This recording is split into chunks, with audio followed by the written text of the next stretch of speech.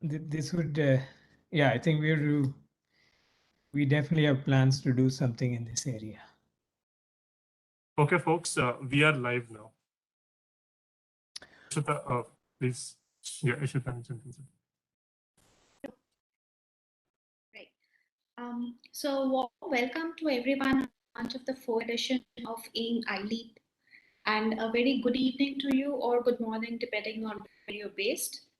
AIM iLeap, as you would know, is innovative leadership for entrepreneurial agility and profitability. And it was launched with a view to support startups in overcoming two major bottlenecks: market and investor success. Um, in the past, we have conducted various other editions of AIM in the domain of fintech, cybersecurity, and home-based healthcare. And in these three cohorts, a total of 27 startups have got a chance to. Anyone else? Anurag, can you hear me clearly? Yes, I can hear you. Please go ahead. You're audible. Okay. So I was saying that in these three cohorts, we have helped a total of 27 startups to pitch to about 70 plus investor enterprises, including some very marquee names from the government as well as the private sector. And the marquee names from the government included the likes of the Indian Navy, the Ministry of Housing and Urban Affairs, State Government of Haryana, so on and so forth. And on the private side, we had players like Visa, Kotak, Nippon, Yes Bank, and the likes joining in. So till now, more than 50 connections have been made between the enterprises, investors, and startups. And the one success case that we can definitely talk about is one of the startups from the cybersecurity cohort that have got a chance to do a pilot with the NIC team. Many of these conversations are in the third or the fourth round of discussion. And now, on the day of the National Pollution Control Day, we are here together to launch the fourth edition of AIM iLeap on Shuddha Vayu, Dirghayu, or fighting air pollution through innovation. And if I may just, as I'm setting the context, borrow two lines from Sukamoti Chauhan Ruchi to say, Dekh pradushan nit bade, जहर घुले अब आयु वायु धूल धुआं इसमें सना घटती सबकी वायु. So on this day we have a very eminent panel, and what we are going to try to do with the help of Shri Arun Duggalji, Shri Hisham Mundolji, and Dr. David Hagen is try to figure out how innovations and startups can help us in our fight against pollution, especially in the context of the National Pollution Control Day today. And no other better moderator to moderate this panel than our very own mission director, Dr. Chintan Vaishnav. So Dr. Chintan, over to you to please take this panel discussion forward. Thank you so much. Thank you very much, Ishita. Welcome all. I hope you can hear me okay. Yes, sir. You're audible. Yes, we can. Excellent, excellent. Well, so this is a platform, the iLeap is a platform which allows us to be opportunistic and respond to various sort of timely topics where we can connect innovators or startups to investors and other parts of the ecosystem. So, and we realized that the Delhi folks seem to care about pollution when it's there. And so we thought, let's run this version of iLeap about air quality and see what we can do. And in fact, get started in that direction so we can sort of do more about it. I thank all of you to join us, especially David, who is in Boston, and it's only 5:30 a.m. For him in the morning. So now this question of the sort of the regional air pollution in the Indo-Gangetic plains which not only affects India, but it affects all the way from Pakistan to India to Nepal, Bhutan, Bangladesh, and so on. It impacts many lives, as oftentimes I feel that this is in some ways the most the gravity of this issue is the most underappreciated of all the various dangers that we have to our lives, especially because this is one issue from which we cannot. Ishita, can you mute your mic, please? This is one.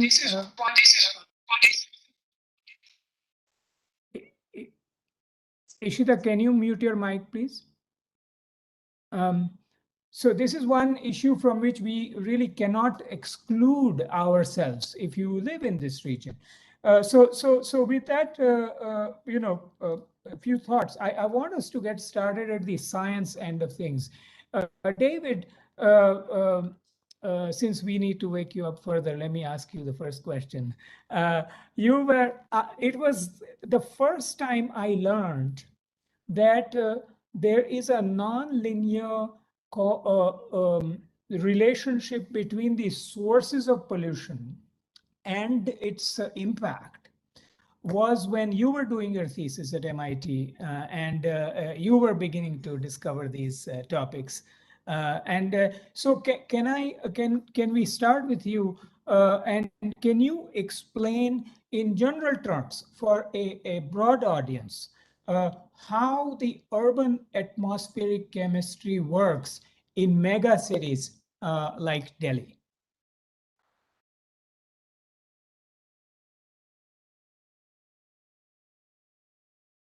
Are you on mute? We can't hear you. There we go. Sorry. Sure. So as Chintan mentioned, sorry, there's a very nonlinear relationship between emissions and pollution, especially in an area like Delhi. And so what I mean by that is that oftentimes when we talk about pollution, we're really talking about particle pollution. So PM 2.5 being the primary parameter that is both measured and regulated by the government and talked about internationally. And only about 30 to 40% of the PM 2.5 is emitted in the primary phase, meaning that it's emitted as a particle. So that can be soot from the back end of tailpipes. It can be from, industrial stacks. It can be dust that's re-kicked up by vehicles on the road or any other source. And the remaining 60-ish% is actually formed in the atmosphere via chemical reactions that take place. And so what happens is on top of the primary particles that are emitted, there are a whole number of gases that are emitted. Kind of the most important of which are called volatile organic compounds. So these organic compounds that can come from a whole variety of sources. Unburned fuel, so unburned gas and diesel fuel, are all long and short chain alkanes and alkenes that are emitted. Any industrial process, plants emit tons of biogenic VOCs. Humans emit VOCs from our skin, from the oils in our skin. And so all of this goes up into the atmosphere and then undergoes various chemical transformations via oxidation. And those compounds, once they react, either become more volatile and they become eventually carbon monoxide and carbon dioxide, or they become less volatile and they condense into the particle phase. And so most of the PM 2.5 is actually formed via those reactions. And those reactions are highly dependent on the exact ratio of gases present, the amount of NOx present, and also the temperature, the humidity, and the various other kind of parameters of the atmosphere. And so understanding that chemistry can be an incredibly useful tool in fighting air pollution, because if you can remove some of the individual gases or individual components that really lead to a lot of formation, then you potentially can come up with strategies that are both, feasible to accomplish as well as economically doable. It could be as simple as removing, or containing one industry or one type of, input into the atmosphere and reducing a large chunk of the particle pollution. And I'll stop there for now. Others time. Yeah, so David, you're saying that that is to say that, let's say I decide that there are 5 different sources of pollution. Let's say 50% of emission is coming from, say, vehicles. I'm just taking random amounts, but some 20% is coming from households. Another chunks are coming from industry, and some, burning of stubble burning on farms and so on. It is not fair to think that by reducing, say, the vehicle emission, which is 50% to half, the resulting toxicity or the smog in the air will also proportionally reduce, because you are because that resulting air pollution is not exactly a linear combination of these sources. Is that fair to Yeah, summarize? that's true. And it also depends on how you got to those numbers, how you got to those ratios. There are a couple primary ways to do it. One is sort of a bottom-up approach where, we do, have these huge emission inventories that are done by, a variety of groups that try to look at, what's emitted by every different source and then add it up and see, and come up with relative contributions that way. And then the other way is by doing what's called receptor modeling, or, it's a form of factor analysis that's done using, actual data gathered typically by mass spectrometers, either with offline filter analysis, or over the last few years, there have been a number of studies done, mostly in Delhi, some in Kanpur as well, that use these online aerosol mass spectrometers that actually give you real-time breakdowns of the relative contributions by their individual, components. So, it obviously can't tell you if it comes from a vehicle or or stubble burning or some specific industry, but you take all those inputs and then you do this factor analysis that basically finds covariating signals, and then there's enough an understanding of the chemistry to say, okay, this is likely from hydrocarbon-based combustion, and that can mean vehicles or tractors or other things, or generators. But that gives us a pretty good idea of where something comes from. And yeah, it's not necessarily a linear, if 50% comes from vehicles and you cut all vehicles, it doesn't necessarily mean there will be a 50% reduction. Yeah, yeah. No, that's great. That's great. Let's take that base and move to Arunji, who has done similar work in this area as well, and particularly in the context of Delhi. I want to ask you. I want to request you to explain to our audience how to understand the multi-dimensional problem that air pollution of Delhi is.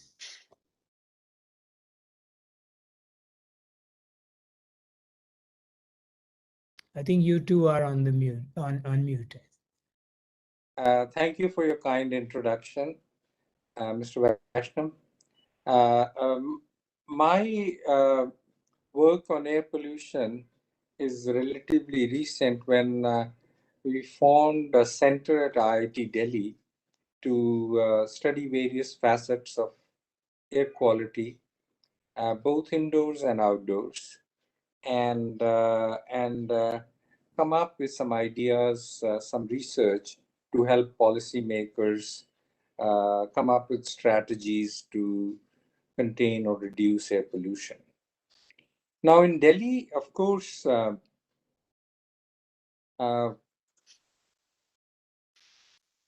has some of the same factors which impact other cities in India, which are vehicular pollution, automotive pollution coming from cars, two-wheelers, three-wheelers, trucks, buses, diesel vehicles, small commercial vehicles, etc.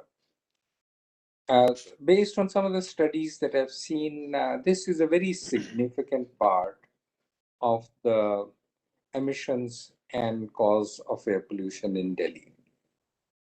Of course, we are in the airshed where there are a number of power plants located around Delhi, maybe whatever distance, but the air pollutants travel from the thermal power plant chimneys to long distance, and we do get some share of it depending on the location of the thermal power plant and the wind direction.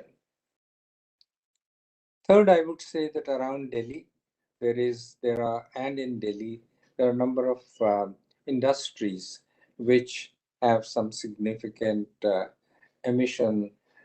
We've talked about brick kilns a lot, but there are other industries in which either diesel or other fuels are burnt and they cause pollution. Next, I would say is the construction dust that generates pollutants. Then we have some episodic or seasonal factors like stubble burning.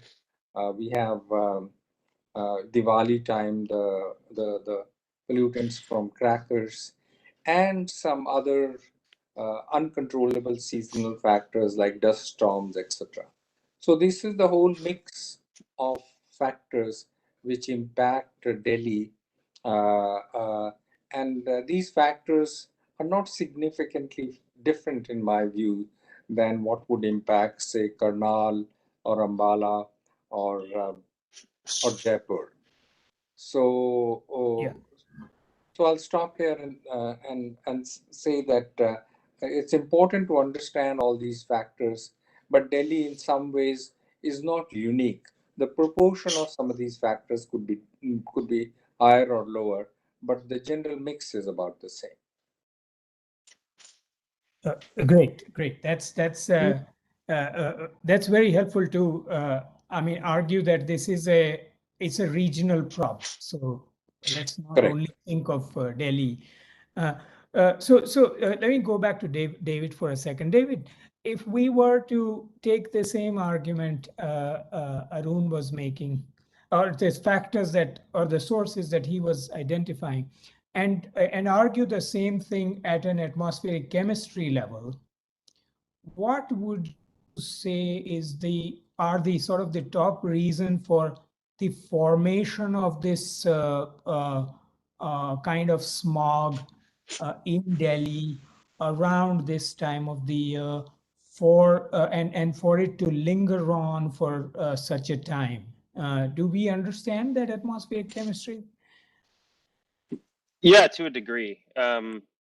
So there are a couple of other reasons why the Delhi NCR and really a lot of the IGP are impacted even more, that are kind of out of control of all of us, and that is that there's some meteorology at play as well, where there's cold air that basically comes off the Himalayas that creates an inversion layer, which basically means that the mixing volume that we're emitting into becomes much smaller between roughly October and March. And that basically means that all of this stuff, on a typical day in the summer, you emit stuff during the day, and then at about midday, the inversion layer flips, and everything that was there goes up into the stratosphere. And so it's a way to dilute. During the winter, that doesn't happen, and so you're basically emitting into this much smaller volume, and you just keep doing that all winter. And the only way for it to really get out is for there to be, you know, a lot of wind or something else to clear stuff out. And there's not much we can do about that. And so, and then the other portion to that is it's colder, right? And when it's colder, you get a lot of fog in water. You know, it's more humid, and the chemistry fundamentally changes when you're talking about in water droplets. And so you have these water droplets, and the thermodynamics of these reactions just completely changes. And we don't know a ton about that, at least not in the context of India. Now, there have been a lot of studies in other places, but you know, as I mentioned, that the exact mixture of all these compounds really makes a difference. And then the last component is that there are specific, you know, emitted pollutants that change, you know, whether they're particles or gases depending on the temperature. And there's a pretty big temperature swing, you know, in a place like Delhi between, you know, June or July or August, really, and October. And so the big one that's specific to Delhi, that, you know, we don't have enough data to know if it persists in other parts of India, is chlorine. So there's a lot of chlorine in Delhi, and so you know, up to 50 or 60 micrograms alone of just chlorine, and it's mostly in the colder months, at least in the particle phase. And so, and that contributes a lot, both to the fog, basically, you know, in terms of limiting visibility, as well as the total loading of particles that you're breathing in. So that's certainly an area where, you know, that should be fairly easy to figure out where it's coming from, because it's, you know, fairly rare to have that much chlorine in the air, and to be able to solve at least that chunk of the puzzle. It's probably very industry specific. I don't know that it's been 100% identified yet, but I have, you know, we have other colleagues that kind of specialize in that, both in India and at Berkeley. Yeah, yeah, no, that's great. So I think we have so far spoken about the supply side of the pollution. Of course, we've all come to endure its impact as we breathe, which we must as life goes on.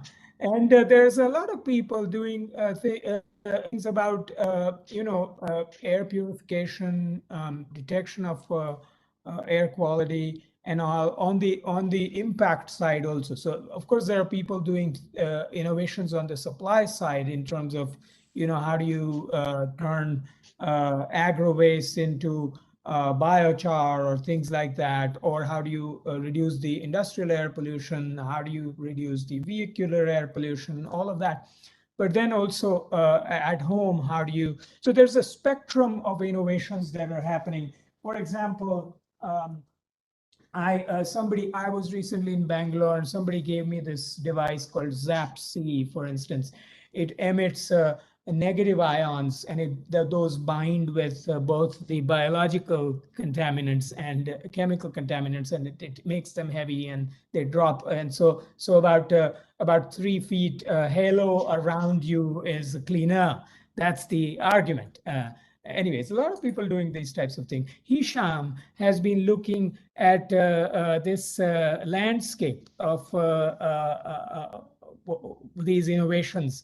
And so let's go to him. And the question for you, Hisham, is how do you see this landscape in terms of the innovations the air quality work in India requires? Sure. Thank you, Mr. Vaishnav. And I want to start off with just a very brief introduction to Environmental Defense Fund, because not too many people know of us. So we are a US-based global climate organization, and I am currently supporting them establish and expand their work in India.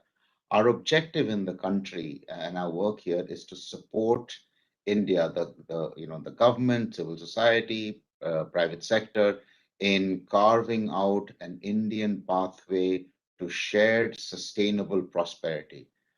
That's what we exist to do. To your question, so there are 3 or 4 things that I want to say, but before that, I'm just so happy that we're talking about innovation, because it's not just technology. And I make this point because sometimes when you think of innovation, you assume that it has to be some really fancy new technology, and sometimes fancy new technologies are going to be needed or some new chemistry is going to be needed.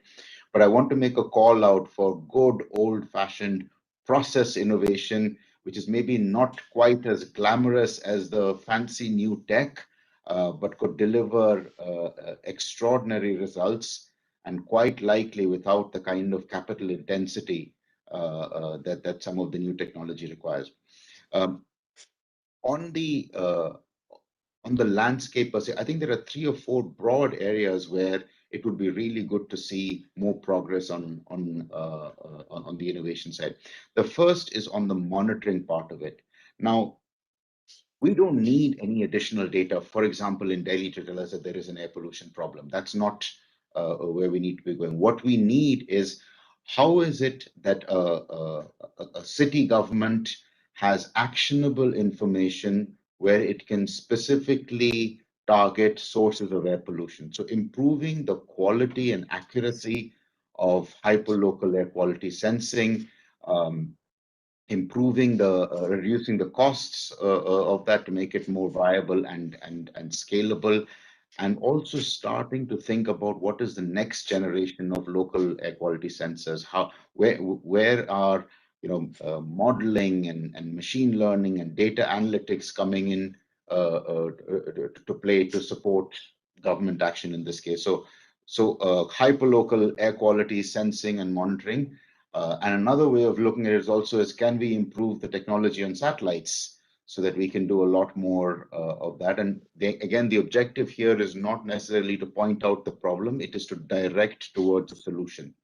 That's one piece of work. The second area where I think it would be really good to see more focus is, we've called out, the different sources of pollution, and, you can work it out in different cities at different times of the year.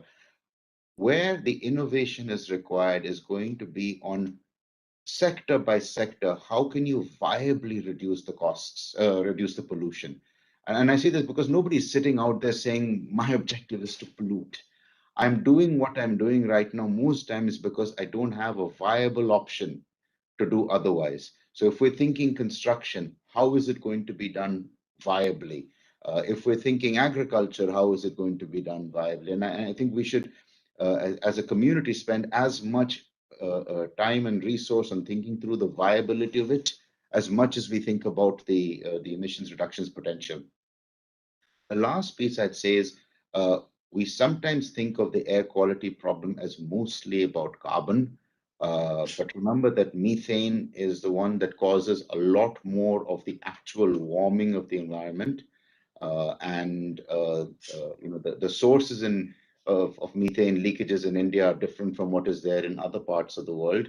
In India, it's more agriculture, livestock, waste management, but it is an area where, again, coming back to how do you reduce the leakages, can India devise solutions that will cost effectively reduce methane leakages? For example, is there a Indian recipe for animal feeds additive that could reduce methane from livestock? Those are the kinds of approaches, but I will constantly emphasize it has to be addressing both the actual problem, but thinking about it from a, is this viable and can it be scaled?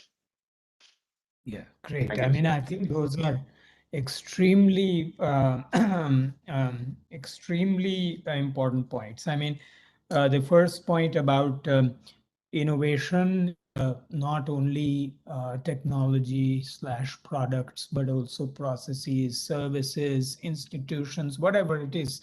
In all forms, we will have to throw everything that's at our disposal at such a problem. Second, I think the sector by sector idea is a wonderful sort of a way of prioritize our and focus, component wise, and also the last bit about methane and it being beyond carbon. One of the things that I see people often struggle with, and I struggle with it also, is this idea of understanding how do you, this is a question for anybody who wants to take it, how do you most intuitively understand how small is PM 2.5? This is a Richard Feynman question, because this is such a small particle. We don't deal with things in that small proportions.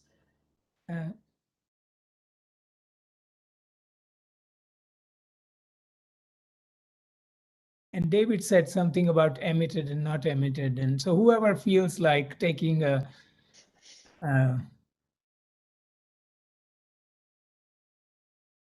Repeat the question. the question is, how do you intuitively understand how small is PM 2.5? Oh, it is small. If you were if you were to collect the PM 2.5 particulate matters in 1 cubic kilometer around Delhi, it will Yes. fit into a small cupboard. Oh, I see. So if you have a 1 kilometer by 1 kilometer by 1 kilometer cube, a small Almira would be your one PM 2.5 particle Yes, it will fit. box. Right. Okay. I see. I see. Mr. So Vankata, yes. if I take the liberty of just uh, giving one example of innovation. Yeah, please, please, please, of Yes. course. Okay. So when I'm talking about innovation, I'm also talking about ideas which can be practically converted into product or services. And those product and services may have some subsidy element to start with, but ultimately these should be economically feasible products and services. Now, these products and services may require some support in terms of regulatory framework to help them in the initial stage, but ultimately they have to, produce return for the investors. And one example of that is a company that we have worked at IIT Delhi closely. The name of the company is Chakra. Now, Chakra has been around for a few years, and a bunch of engineers who said that we have so many diesel gen sets all around for emergency power, in some cases permanent power, and they are huge emitters because they run on diesel. And can we do something about devising a product which can be fitted onto the exhaust of these gen sets and which can capture these particulate matter, and therefore the exhaust becomes, much more purer than it otherwise would. So they worked on it, they produced a device. That device is then they prototype manufacturing and so on, and now it is being implemented all around. They did get some government support in the form of a regulation that gensets must be the operation of the genset must be limited as much as possible for emergencies in hospitals, etc. But for others, there were restrictions. Now, with those restrictions, if the emissions have been uh, reduced to an acceptable level, those gensets can operate. So they had a business model, they had a revenue model, and they had this genset product and the associated service. Now the truth, so these people started with bootstrap capital, some angel investing, but I was very pleased to see that that last month they were able to raise Series A, which really is a true test in a way that they have arrived, that the institutional capital is now available to them. Now that's the path I think innovations would need to take to be sustainable. And but they would need help. They would need mentorship. They would need initial support. They would need angel investing. They would need product testing, etc. And that's where I think the the the framework of support that Mr. Vaishnav you were talking about is going to be extremely important. Yeah, no, I think I'm delighted to hear that example, and congratulations to them. How long has that journey been so far for them? It's been, I think, 3 years.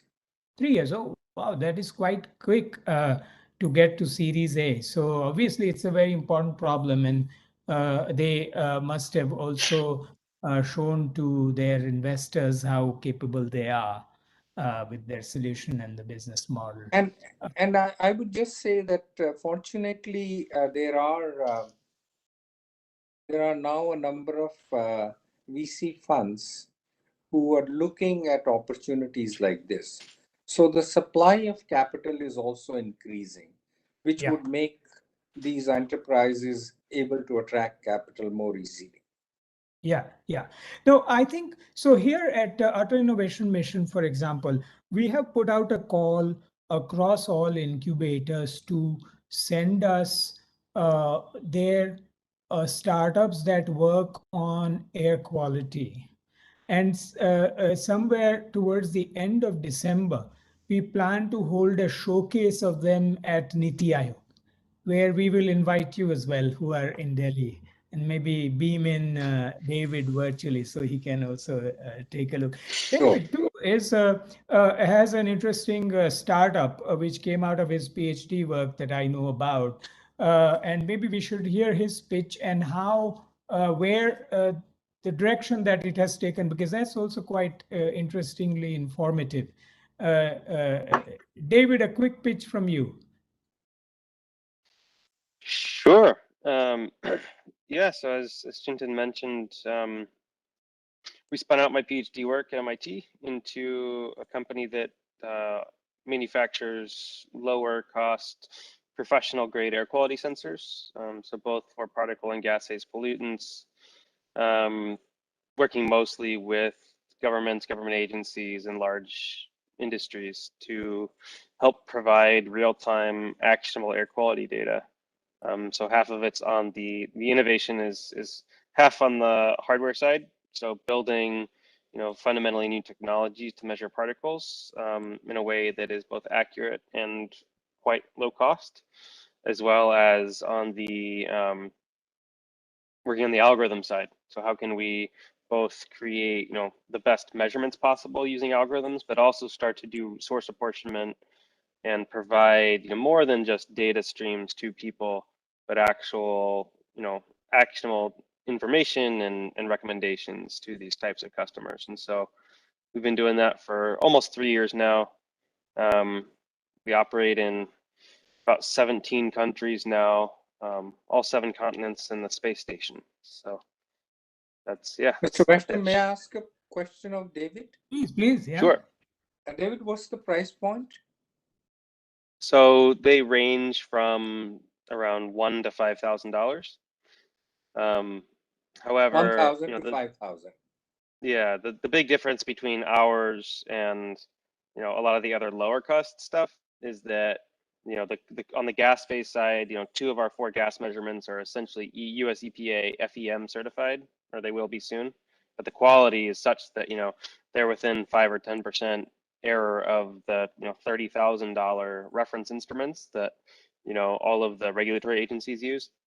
And then on the particle side, we are the only sensor that can actually size resolve data. So we actually give you, PM1, 2.5, and PM10 in a way that's actually, legitimate.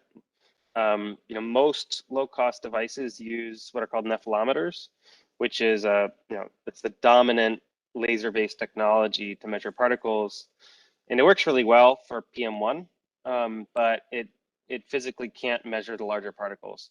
And so depending on, what you're trying to do and what information you need, that may or may not be important, but it is something just to be aware of, so that when you are formulating, your hypotheses and and understanding what information you need, you know what types of instruments you need in order to get that information.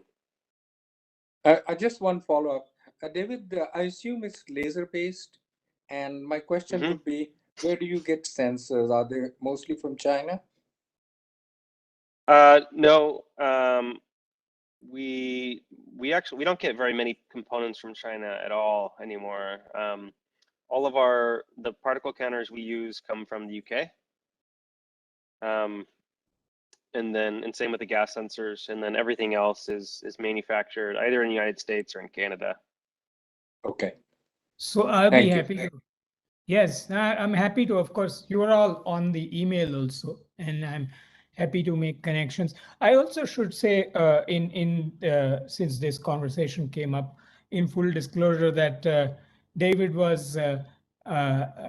suffered the class I taught at MIT for 2 years, and well before I joined. Well, before I joined Atal Innovation Mission, I was also on the board of QuantAQ when he formed it. So I've known David, but more I've known David as a friend for a long time. But one of the things that one of our colleagues told about him when they were traveling together in India that remains with me, that taking an auto rickshaw ride with David in Delhi is never, if you take it once, you will never see the air pollution emitted by the bus next to you as this black smoke. You will see it as a bunch of chemical compositions. And how harmful they can be to you. So anyway, I should ask. So here's, last week I was traveling to Bangalore, and as I went to the airport from in Delhi, I was just looking around as to how bad the air quality seemed, and it just felt to me that we really have to get started at Atal Innovation Mission to get ready for the next year, 2022 December. And we have to bring together every single innovation that we know of at our disposal to do some kind of a pilot with it. We may not, of course, solve this massive problem at once. That would be crazy to assume. But at least we get started in the direction of putting together all of these efforts. So my question for us here, for all of the panelists, is that if we were to do such a thing, what is the configuration of innovation, people, resources that you think we should put together? You may list whatever is on your mind, and I'll make a list of it so that we get something actionable out of this panel.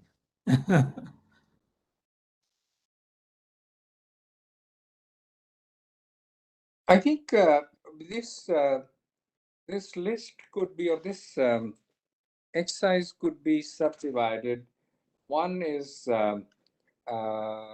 products, and those products could be low-cost sensors like David has just mentioned. These could be HEPA filters, better, cheaper HEPA filters manufactured here. It could be improvements in electrostatic precipitators or UV devices. I think there is a lot of innovation required in the batteries, both on storage and automotive side. Then software of battery management systems and other EV components.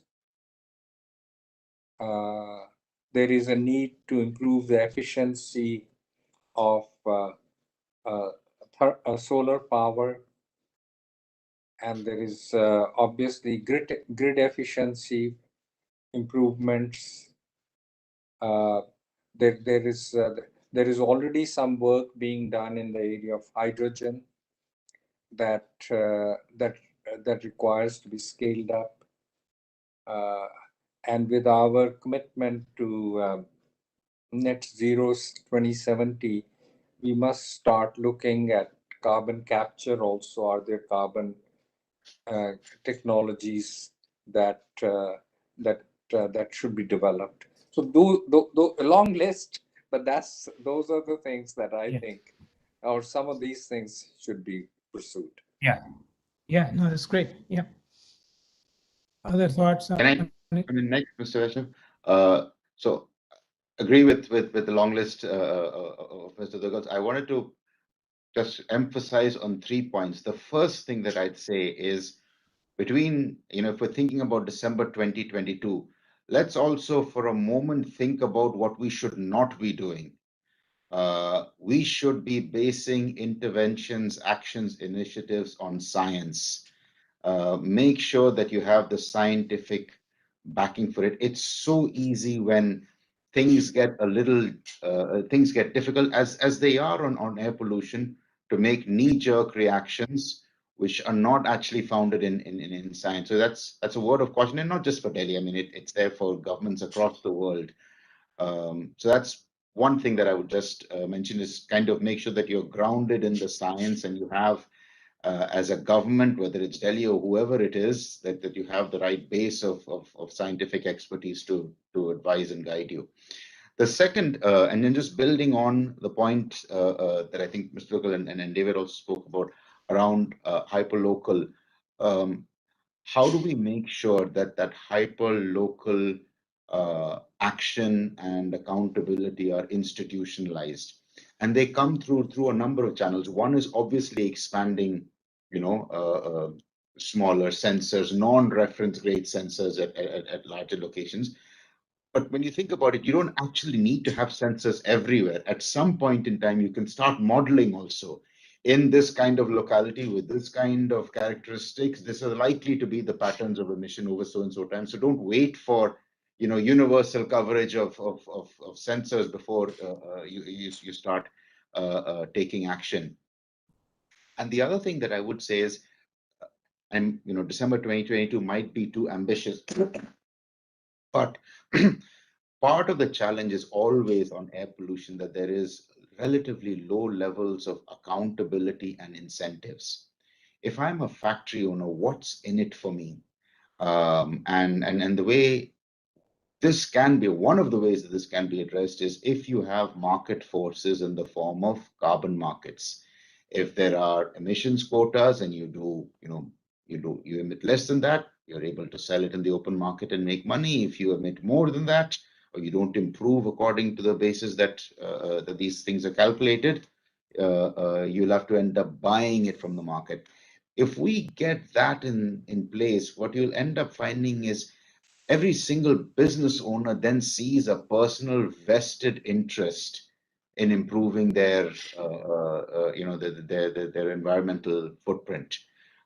Because right now what happens every year, we in Delhi get upset with Punjab because of the crop stubble burning, so there's lots of heat and noise that gets generated, but Yeah. there has to be a positive incentive.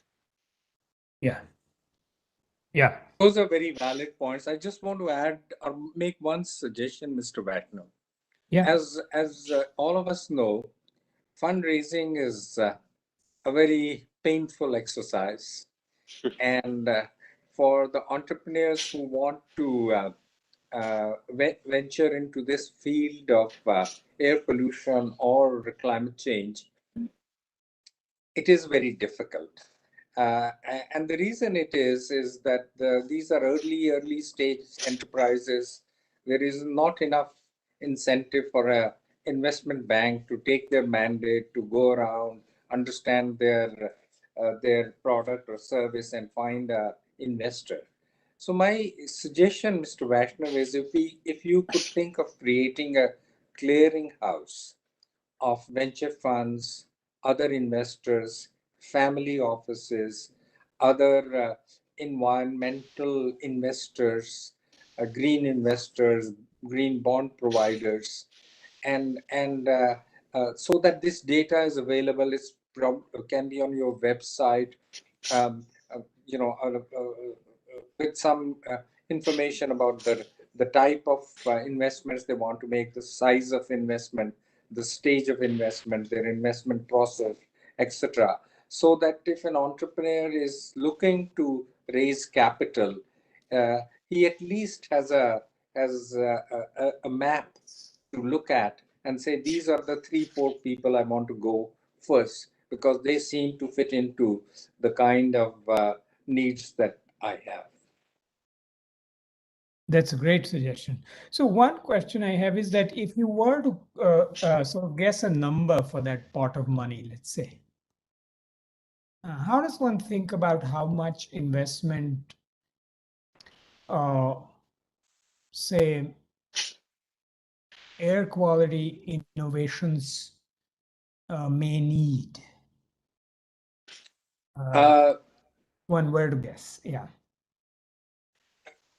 Before I'll comment on that, but before that, I would say Yeah.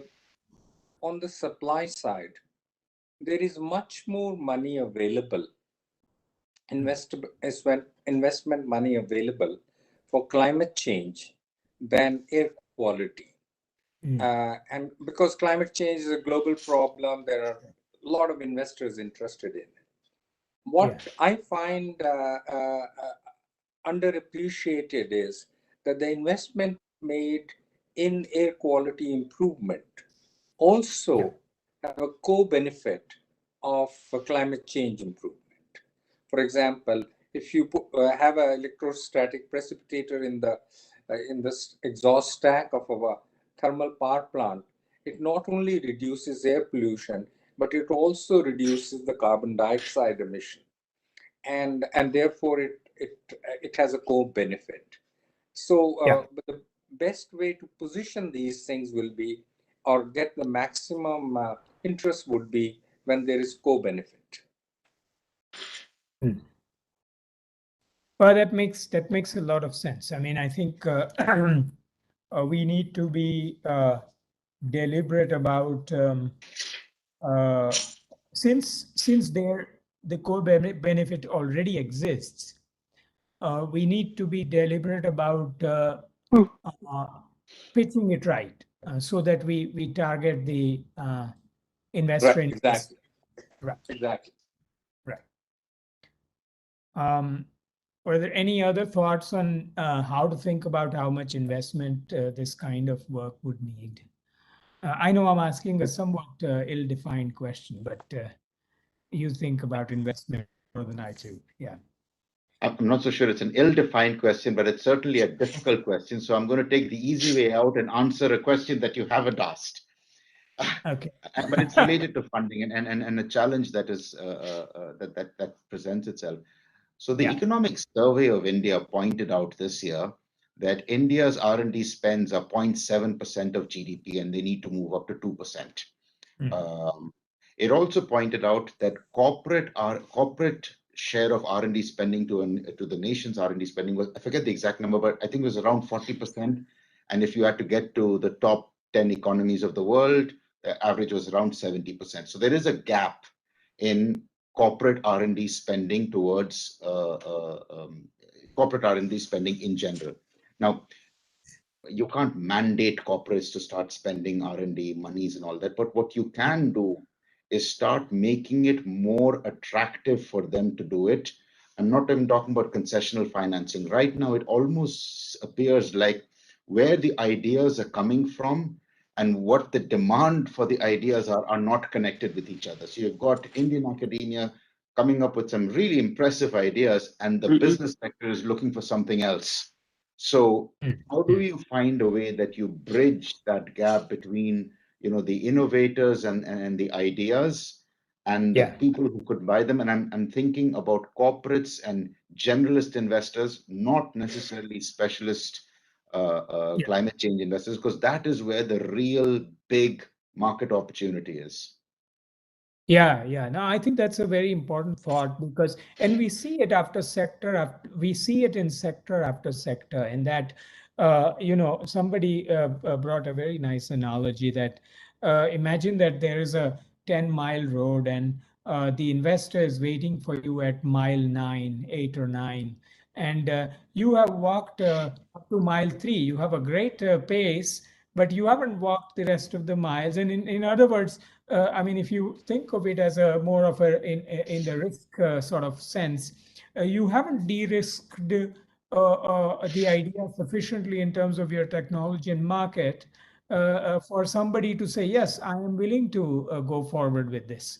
And that bridging that gap, I think in some ways, it is also the work of places like the Artificial Innovation Mission of many others. So I think this has been a fantastically educational hour, certainly for me, of conversation.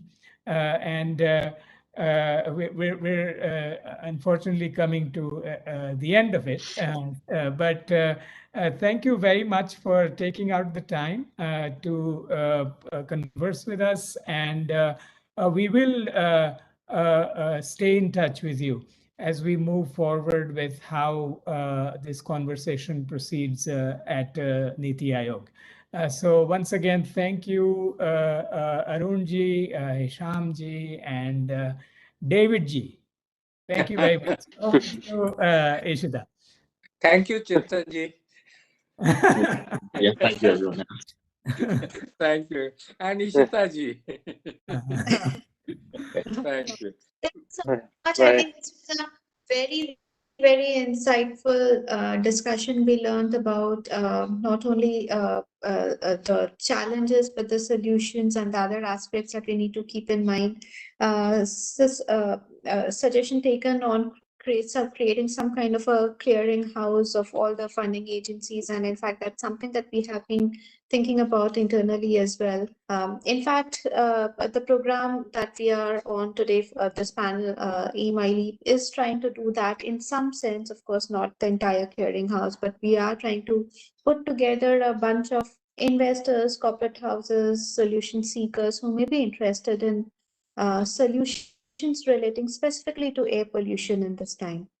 And while I'm talking about eMyLeap, I'd also like to very quickly mention that all the startups, innovators, academicians, and researchers who would want to participate in this edition of eMyLeap, our eMyLeap 4th edition application forms are now live. They need to go to the website of Artificial Innovation Mission, and they will be able to apply for participating in this virtual demo day relating to solutions around air pollution. Once again, I'd like to thank you everyone for joining this panel. Thank you for your time and your insights, and we'll stay in touch, and we'll probably come back to you once we have this collation of solutions around air pollution and see what is it that we can do to try and implement it in your respective networks. Thank you so Thank much. you. Good evening. And thank you, David, for joining us at a very early hour in your time. Thank you so much. Thanks so much for having me. Bye. Bye-bye. You, yep. Bye-bye. Thank you, everyone.